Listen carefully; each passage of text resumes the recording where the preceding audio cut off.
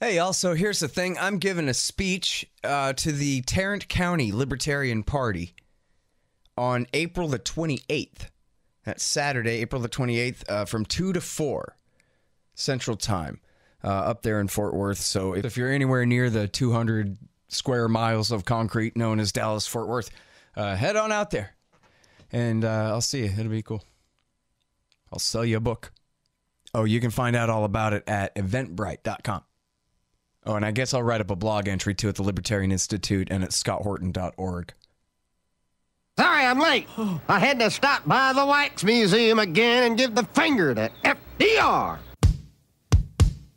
We know Al-Qaeda, Zawahiri, is supporting the opposition in Syria.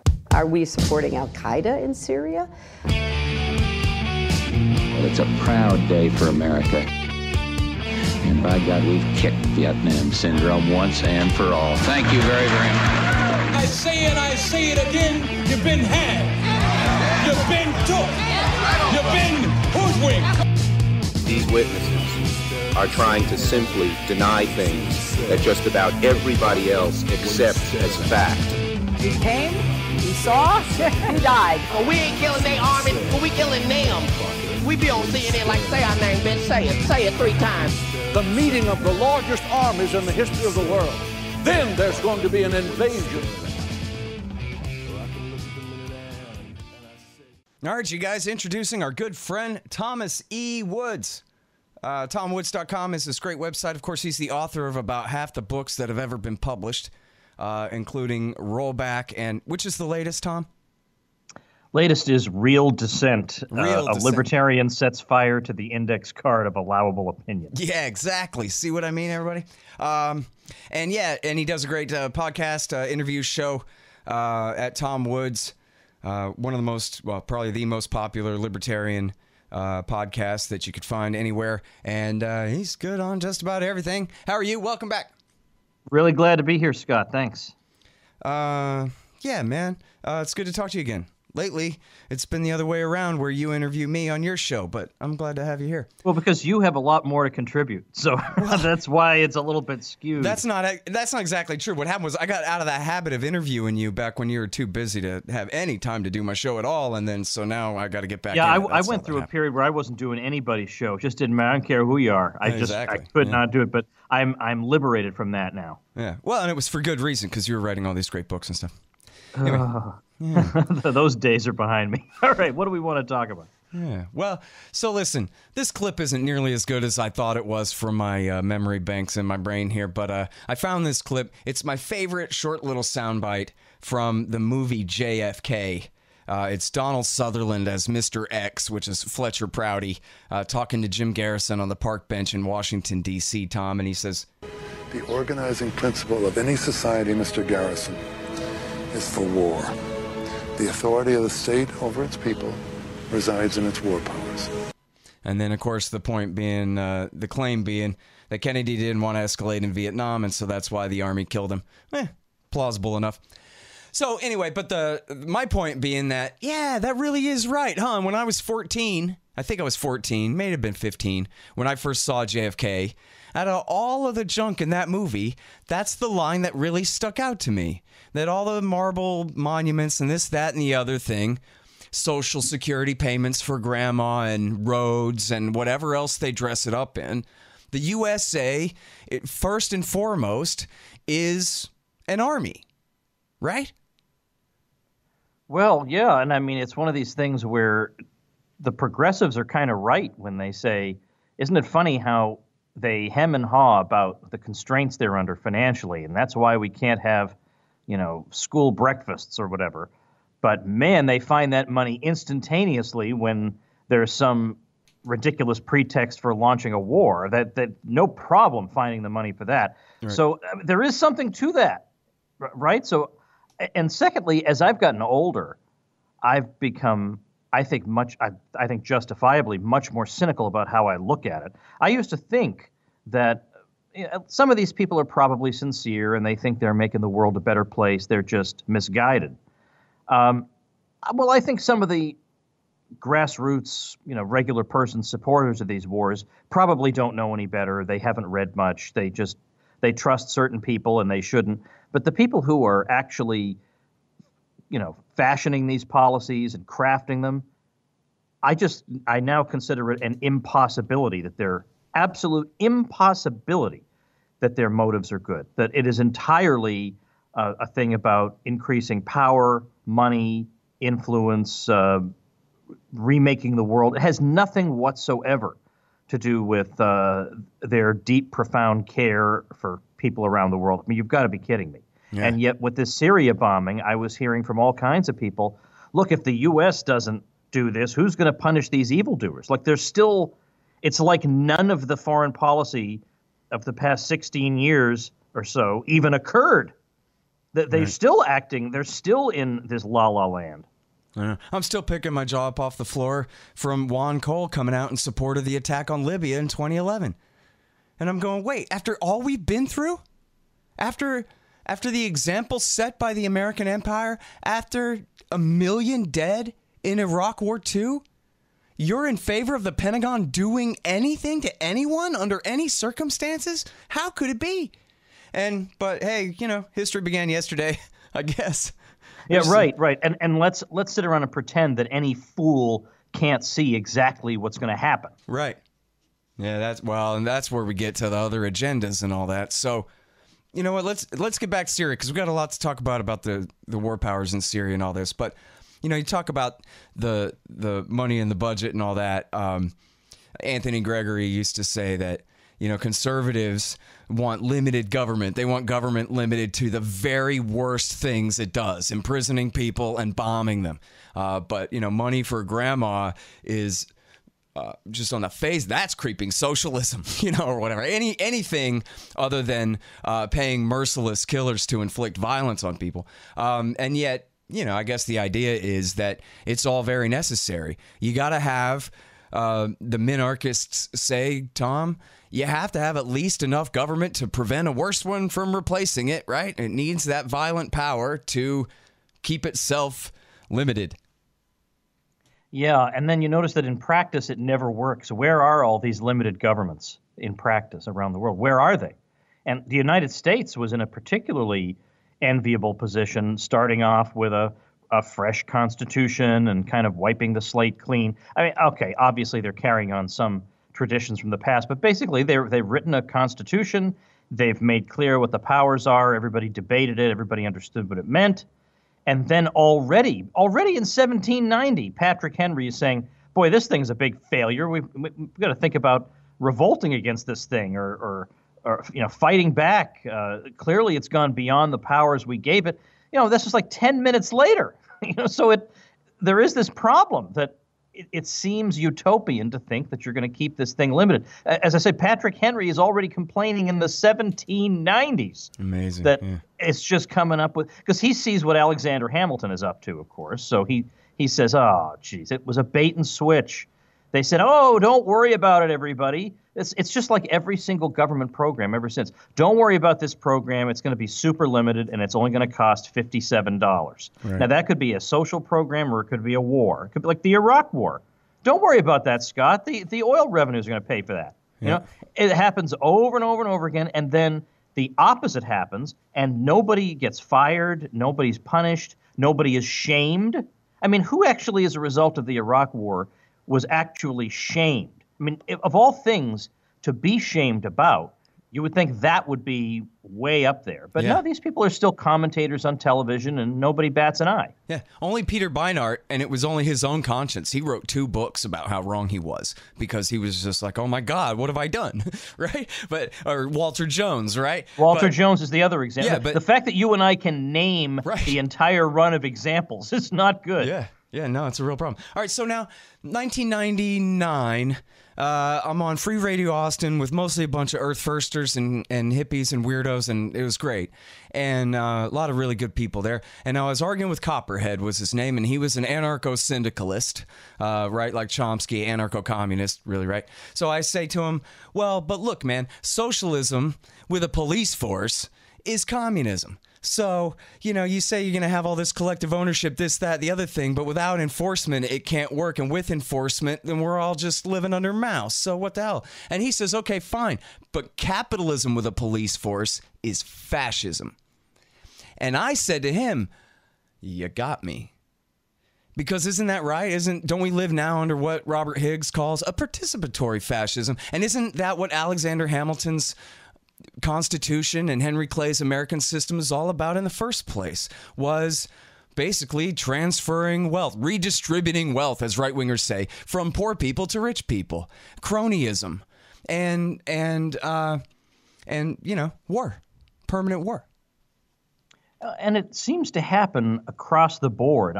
This will be the third time in a week I've used this example, but I'm going to use this example till I drop dead because it's so perfect. Even when we think about a policy, and of course all these policies have to be carried out through violence. Nobody's going to voluntarily do any of this stuff. But even a policy like tariffs, where we're taught that, well, this will help people who have been ravaged by globalism, and so we want to help these American workers.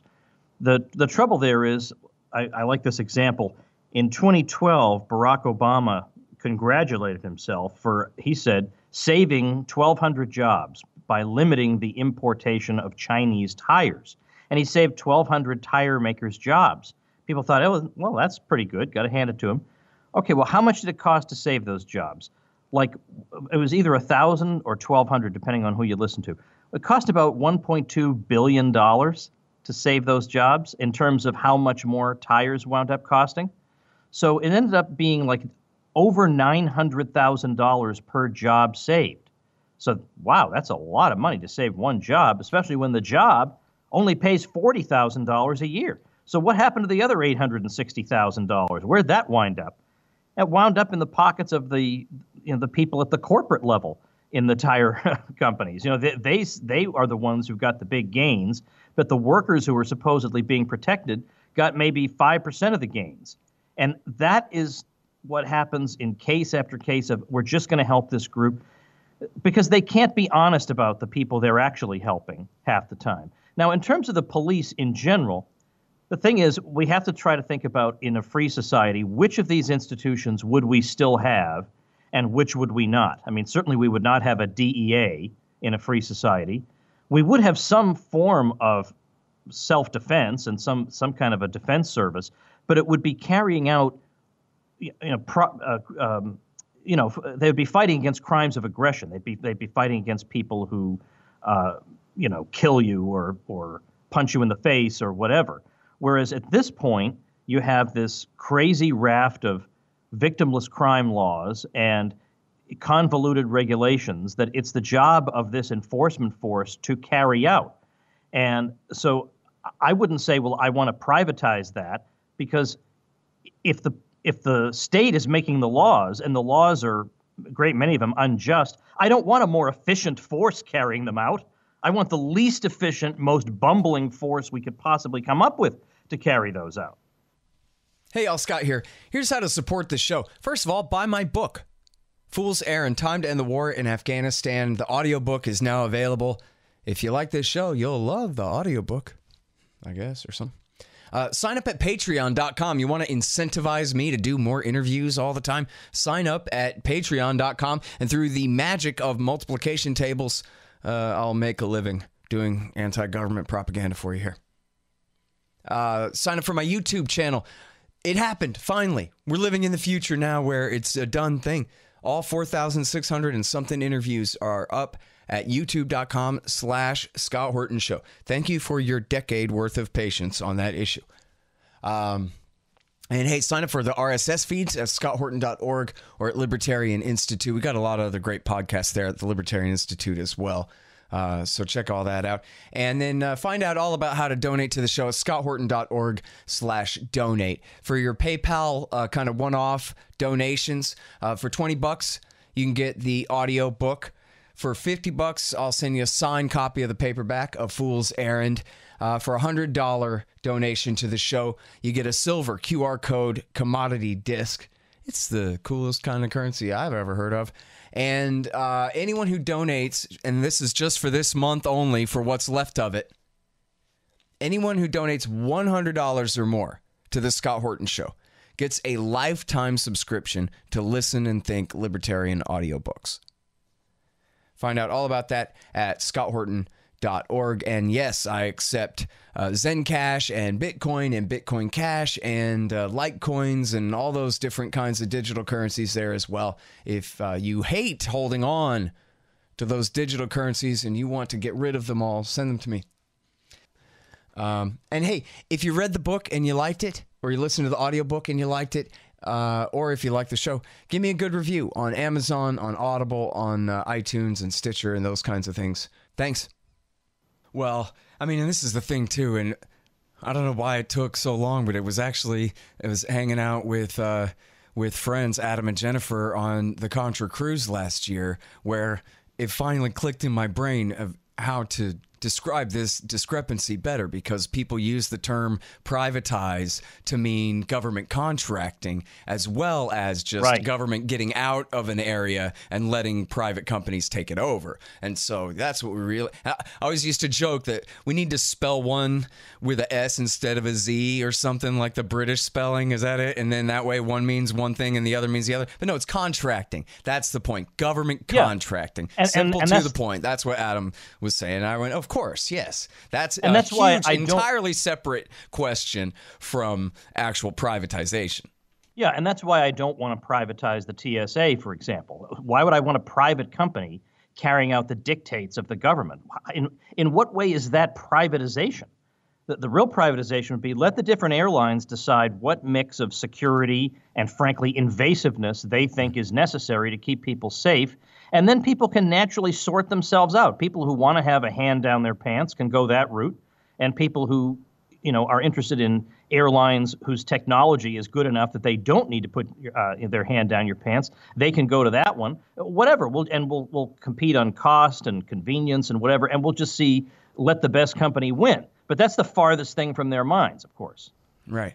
Well, of course, it was government regulations that said if anybody ever tries to hijack your plane, don't worry. They just want to fly you to Cuba, so don't resist them. Those were the government regulations in the first place. That's never going to happen again. Somebody tries to hijack. Well, we've seen what's happened when, I guess it's only been crazy people, not actual terrorists, but a few different crazy people have tried to hijack planes in the last dozen years or so. And the passengers either, beat the hell out of them, or in a couple of cases, they suffocated a guy to death, just sat on his chest and, no hijacking for you. And TSA, of course, has nothing to do with protecting people in a situation like that. Never did. All right, now here's the real deal, though. The economics of the military-industrial complex, and, Nick Turse wrote this book, The Complex, where, of course, it's the military-industrial, congressional, think tank, academic, scientific, everything, toothpaste and tube socks and shoelaces and army boots and every part of American capitalism that can get in on militarism, they do, because it's the biggest honeypot in the history of the world. $1 trillion a year spent on American militarism. And you can invest, I bring this one up constantly, where there was a story like, oh my God, can you believe it? Lockheed Martin spent $14 million. Can you see what's his name? Mike Myers doing the pinky to the corner of his mouth, $14 million in one quarter lobbying Congress. Yeah, but they take home $50 billion a year in government contracts, right? That's nothing. That's a few steak dinners, a couple of escorts, and some cocaine for some Republican and Democrat congressmen. And then they get to cash in. They've collected $1.5 trillion on the F-35. That's not fast, can't climb, can't turn, isn't stealth, is worthless compared to an F-15 or an F-16. And they just continue on, just taking our money. And there's no force well-financed enough to be organized enough to stop them. It's just the dirty snowball rolling downhill. And, when we talk about the genocide going on in Yemen, everybody knows that this is about weapons sales to the Saudis. Is like 1/3 of the motive for doing this is just to empty bomb inventories and refill them again, Tom. We could also mention, by the way, that there's a domestic analog to this in the homeland security industry that just, I wish I could remember. I was trying to find the statistic, but the number of firms that show up now at these trade shows for Homeland Security, it's thousands. It's insane where it's gone from, maybe there was a dozen to now everybody wants a piece of the action. And that's the domestic analog of what you're talking about. But yeah, all you got to do, if you look at the economics of any of this, it's ridiculous. Every 15 or 20 years, they have a blue ribbon commission to try to figure out why costs go up so dramatically in that sector. And sometimes those commissions come up with some reasonable conclusions, but the point is nobody ever does anything about it because, as you say, that's why they exist. They're there for the sake of getting inflated contracts and enriching themselves. And I'm talking like people I would have thought were crazy years ago. But it turns out that, as in many cases, the crazy people are the ones running the show, and the people who are complaining about it are the normal people. But, right. This is also true when you just look at the way they carry out a lot of these projects. They make sure that some big military project is spread out among as many congressional districts as possible, preferably in districts that have committee chairmen as congressmen, so that once it turns out that the project is a big boondoggle and everybody knows it can't work, the vested interests in the profits from it and the jobs are so spread out that good luck trying to generate any real opposition to it inside Congress. And so it keeps going and going. They have this down to a science. They're not doing this by accident. They know exactly what they're doing. And then meanwhile, you've got so-called conservatives who are concerned about a $10,000 pork barrel project in Washington, D.C. or something. How brain dead can you be? Right. I'm sure you saw this, I guess, probably a year ago or something, where Kelly Vlahos did this thing in the American Conservative magazine about, and I guess we've all heard this statistic here, there, and the other place about how whatever the number is, some huge percentage of the most wealthy counties and districts in America are all right surrounding Washington, D.C. And then Kelly Vlahos' article was about how they are taking bulldozers to these upper middle class neighborhoods full of very nice homes just so they can build even bigger mansions on top of these perfectly good houses, whatever. And they're just, this, and they're just spreading McMansions mile after mile after mile in, this, radius, 2/3 radius around Washington, D.C. there. And of course, the people involved in all this don't even know that it's shameful, right? Like if you go to DC, aren't you ever impressed when you go to DC and you see Lockheed, BAE Systems, and Raytheon on top of these gigantic buildings and everything? Like they're not shy at all about their great success at the business that they're in. And then, as you say, the Homeland Security industrial complex, which is almost as large as the military industrial complex now, just, grown up in the last 15 years. I wonder if you think there's any way to stop this other than, I guess, like Ron Paul says, wait around for the dollar to break someday. Because it sure seems like the economics of the system are almost impenetrable. Yeah, I think it's very, very difficult because it's not even the economics. It's then also they reinforce it culturally with the militarization of everything, from the Super Bowl down to the airline flight you took the other day where you stood up to respect the soldiers on board. It's very, very hard to crack through that when even, mainstream Democrats will stand up and salute for the military because everybody knows somebody who's in the military. I think that's part of the reason they like having so many people in it, because that way it makes a lot of people feel like I can't really full-throatedly oppose the military because then I'll be opposing good old Joe over here, and I know Joe is a good guy.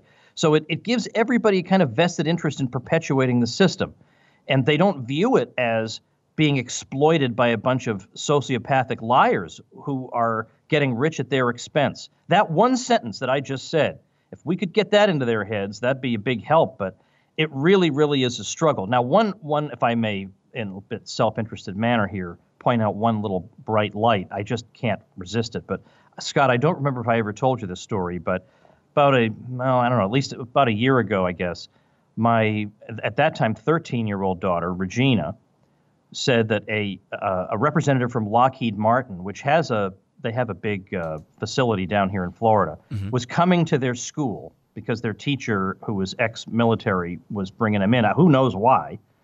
And she said, we're going to be allowed to ask him questions. And of course, the kids are going to all be asking him, hey, how fast do your, whatevers fly or whatever.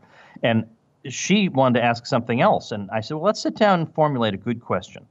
And so the question we came up with and that she asked him was, do you think the American people should be concerned that there seems to be a revolving door between the military industry and government, such that people from Lockheed Martin or some way associated with Lockheed Martin wind up advocating military policies and buildups that appear to benefit Lockheed Martin financially?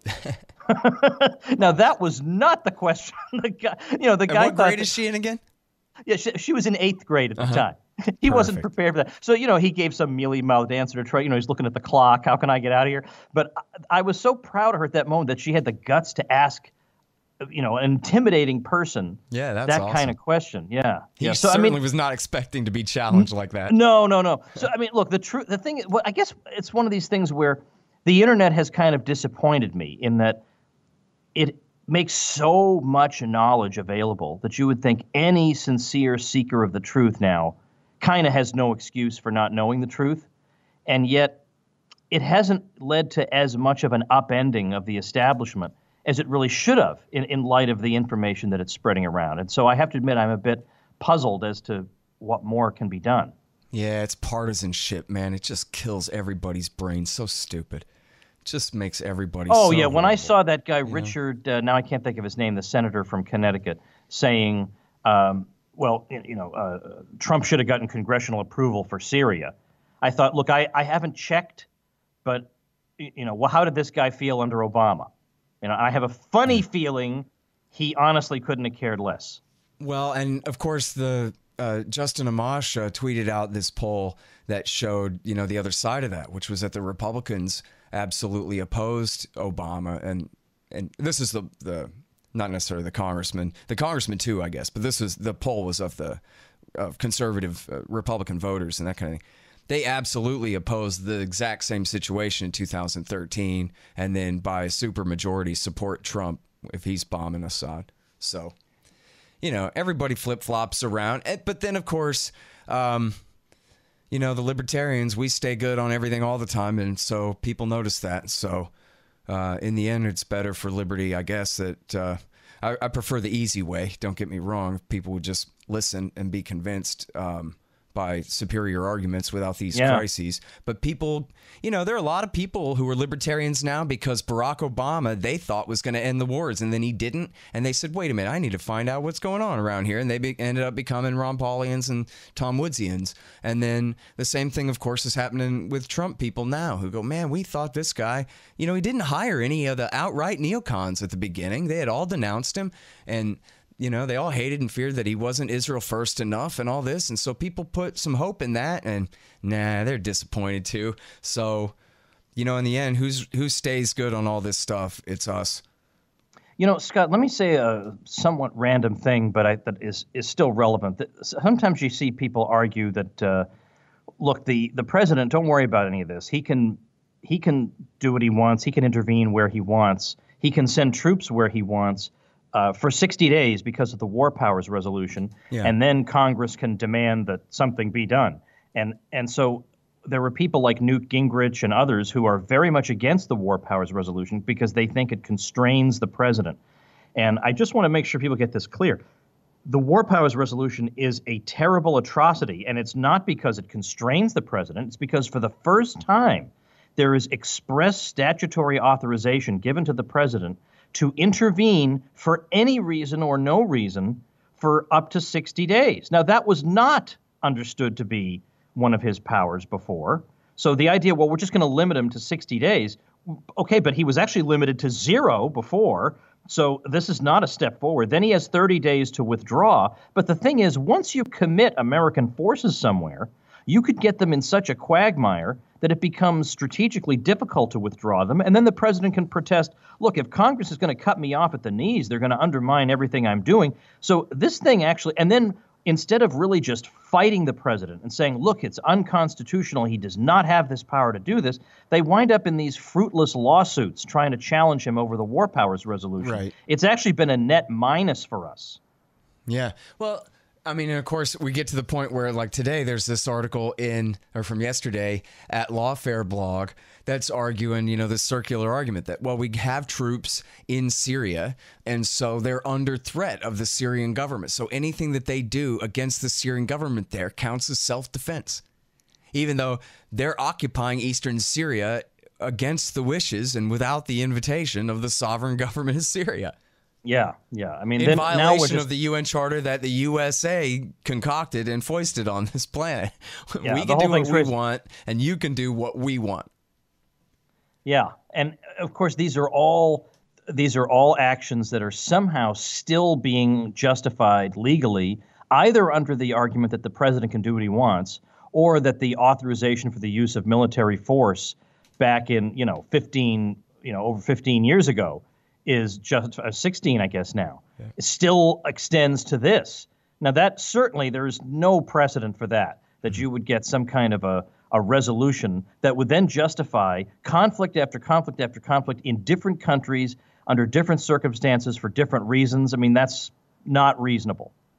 All right, guys, here's who supports this show. The War State by Mike Swanson, the great Mike Swanson. He'll give you great investment advice, too, at wallstreetwindow.com.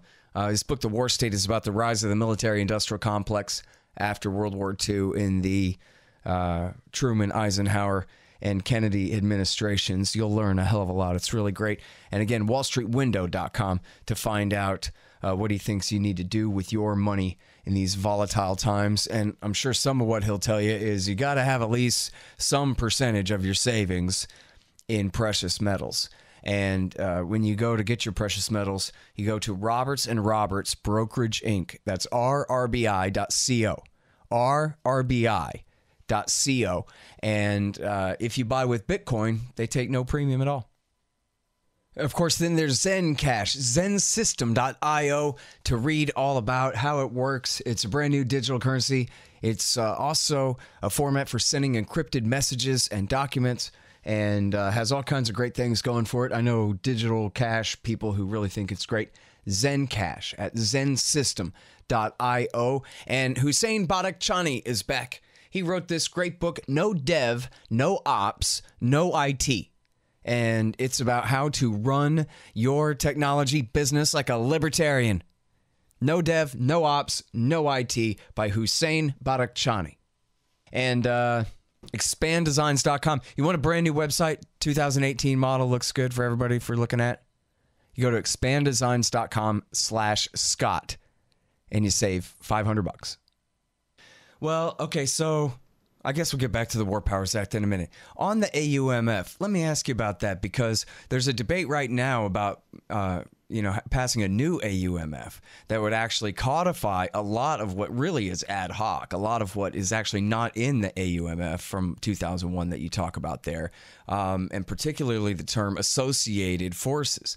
This is something that's just basically been made up. So now AQAP in Yemen is associated forces, and the Islamic State, which used to be part of Al-Qaeda but broke off from Al-Qaeda in 2013, well, yeah, that's associated forces too. And Al-Shabaab, the local militia that George Bush created with his horrible policy in Somalia, well, I heard they took some Saudi money one time, so yeah, they're Al-Qaeda too. And, anybody's an associated force all the way down into Mali, Niger, Boko Haram in Nigeria, and from there, obviously the sky's the limit. They can conquer whatever they want in the name of this thing. And but so I'm not really sure what the point is of passing this new thing when legitimizing this all and codifying it as official and using that term associated forces when they've been able to get away with just twisting it this whole time. Or, what difference it really makes either way. Yeah, I don't get what their motivations are behind it. I mean, is it that they're leaving? They're open now to the fact that they're really lying, and that the term associated forces isn't in the AUMF, that actually Tom Daschle took a lot of the worst of Dick Cheney's language out of that thing before they passed it, and that they only wish it said all the things that it says. So now they're trying to pass, but it's never served to limit them before, so I don't know. Right, yeah, so it's very unclear what their motivations are. I will note, just on the basis of the history, that fairly early on, like by the time we get to John Adams and the quasi-war with France, we already have cases where it's becoming established that there are two different kinds of wars. There's a declared war and a lesser undeclared war. So, for example, the quasi-war with France or the war against the Barbary pirates.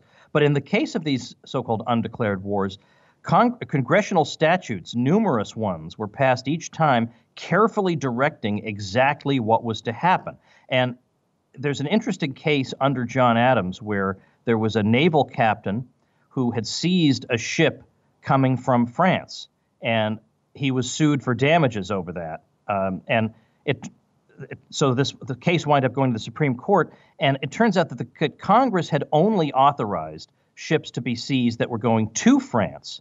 But the president said you can seize ships that are going to or from France. Well, the court found that the captain was liable because the president does not trump Congress.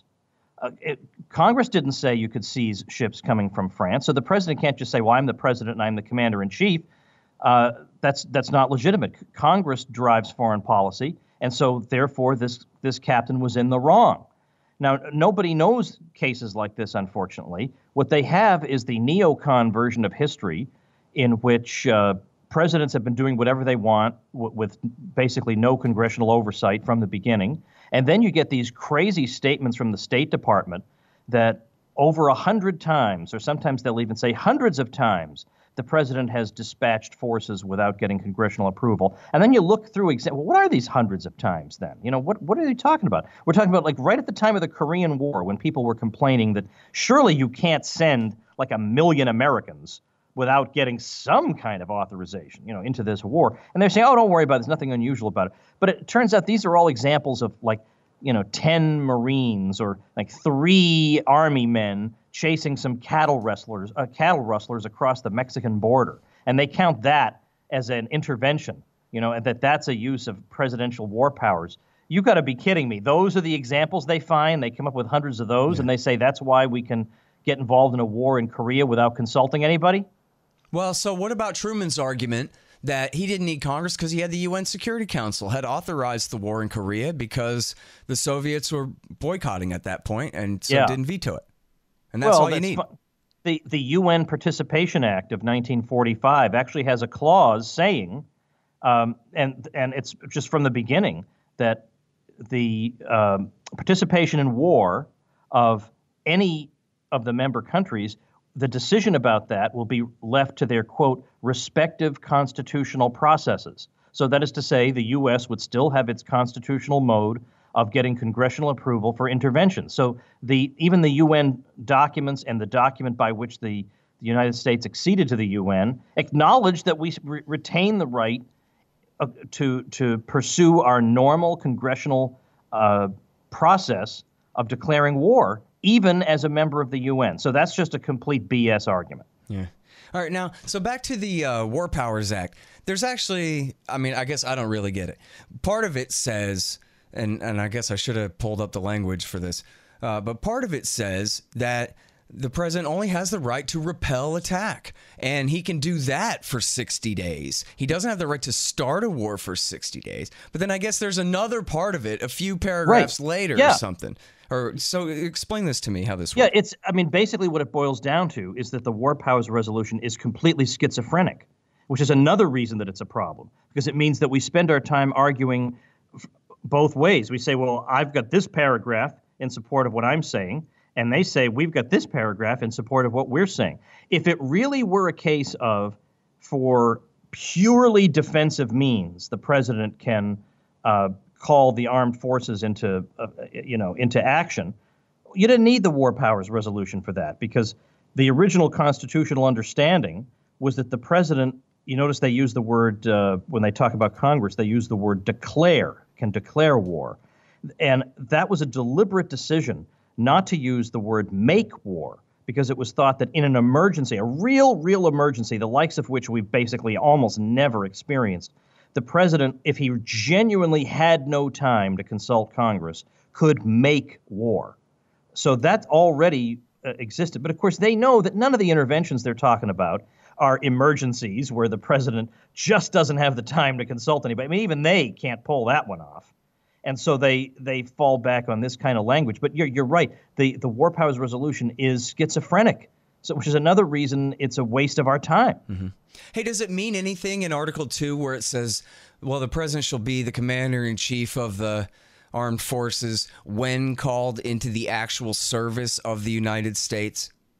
Yes. I mean, what that means is even Alexander Hamilton was good about this. He says in Federalist 69 that the president will direct the military once hostilities have broken out and war has been declared. But thankfully, our president will be much weaker than the British king, who also had the power to declare war. So there it is. He doesn't declare the war, but he can direct the war once declared. Mm-hmm. All right. So in the case of Syria here, we have basically a punitive strike based on what appears to be a hoax. I don't know if that's definitive yet, but another one of these chemical weapons sort of pseudo casus bellis. And they did the same thing a year ago. And it's more or less what Obama was going to do in 2013, although he backed down from it, was just hit some sites rather than a real, carpet bombing campaign against Damascus or the Syrian army. So that's good, at least, right? They haven't changed the policy back to violent regime change in Damascus, but he did this strike. And I guess it's the New York Times claiming that Mattis wanted to go to Congress, which sounds like he wanted to back down and not do it at all. He wanted to go to Congress, but Trump overruled him. So, so let's say that it wasn't a hoax, and let's say for argument's sake, Tom, that we know that this evil genocidal dictator is using chemical weapons to murder civilians because of how fun he thinks it is. And after World War II, we promised never again. We have the responsibility to protect and intervene, even in a violent conflict that's taking place wholly within the borders of a single state. We must intervene to protect civilians from these atrocities. And if that means Donald Trump gets to fire some cruise missiles, what does the law say? Well, I mean, the law actually doesn't matter whether it was a hoax or, what the reason is that Trump wants to intervene. The question about war powers is that the power rests with Congress, and you do need to get congressional consent, as Trump himself noted before he became president. I mean, under the Obama years, he was saying, hey, you got to get congressional approval before you do some stupid military thing. Now he neither wants the congressional approval, nor does he want to call it stupid any longer. But yeah, it doesn't matter. The question of what the war powers of the president are has nothing to do with the merits of what he's doing. The question is, because, of course, he'll always claim that the merits are very strong. Of course, that we need to have, he says laughingly. He's not claiming a threat to the United States, right? He's claiming that this is an atrocity and a quote-unquote civil war, although we know it's really a lot more than that. But right. I mean, on this, I would want to argue it less from the law than from the wisdom of it and whether we ought to do it. What I really should ask about was the international law, right? Because, you talked about that UN Participation Act where the law says America's bound by that, and that says that you're not allowed to start a war unless you can get the French and the Russians and the Chinese to agree to it on the UN Security Council.